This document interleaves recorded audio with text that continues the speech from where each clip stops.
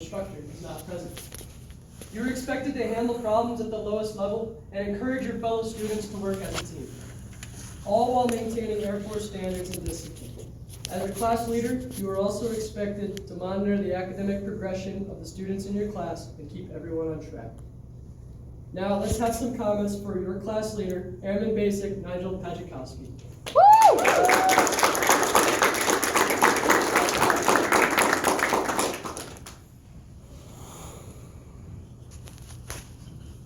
Good afternoon, ladies and gentlemen. I'm Airman Nigel Pajikowski. I'm 19 years old from South Bend, Indiana, and I'm proud to be the leader of the magnificent Class 10 who stands before you today. In thinking about what I was going to say today, I thought of a myriad of conversations I had with friends and family from back home. Many questions were predictable and probably inspired by watching Full Metal Jacket or Top Gun a couple too many times, such as asking if I had my call sign yet, or what condescending nickname I was given by the sadistic, psychopathic drill instructor whose tyranny was paralleled only by that of Gunnery Sergeant Harper. But the question that sticks with me the most is, what have you learned? It's only been 6 months since I shipped off, and yet somehow I feel more confident, wiser, and despite what Sergeant White might say, I don't think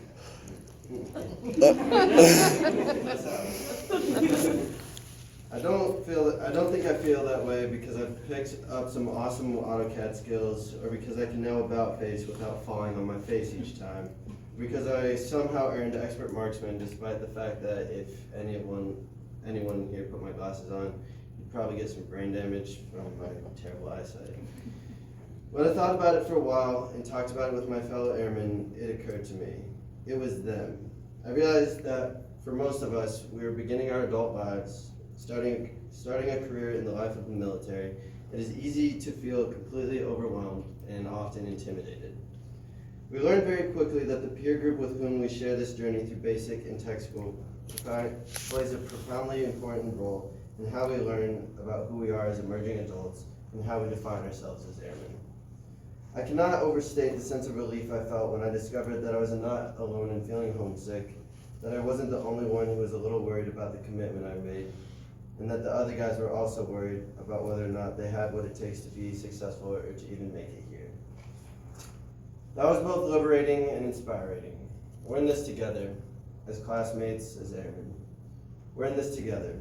Irrespective of branch, specialty, or background, we all have those feelings, these doubts, these insecurities.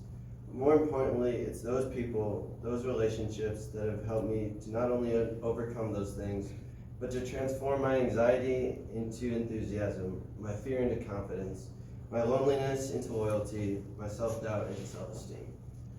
Perhaps most importantly, as I stand on the threshold of my first overseas deployment, it is confirmed in my mind that there is no place that I'd rather begin my life and career than the United States Air Force. Our journeys have only intersected briefly here at Fort Leonard Wood, but the men and women with whom I've shared this part of that journey have made a genuine impact on me. And I know that we shall remain friends in the decades to come, however our paths may diverge. I want to thank all of them, all of you, for sharing this path with me and for making me both a better airman and a better person.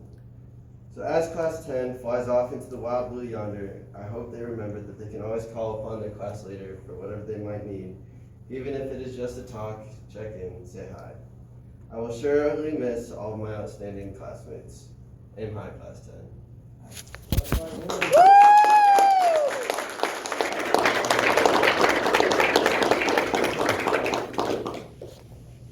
Thank you, Airman Basic Pajikowski.